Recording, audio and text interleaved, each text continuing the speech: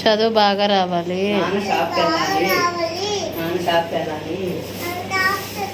తాత ఆరోగ్యంగా ఉండాలి. నాన్న కాళ్ళు తెచ్చుకోవాలి. సరే ఇక్కడ నుంచో ఇక్కడ నుంచో ఇలా నుంచో స్టడీగా ఇక్కడ నుంచో దానం పెట్టుకో. అలా నుంచో అమ్మ పుట్ట వండుతుంది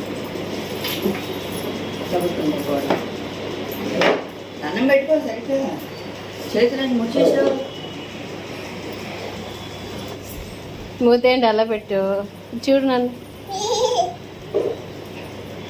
సరేనా కాదు అక్కడ అయిపోయింది.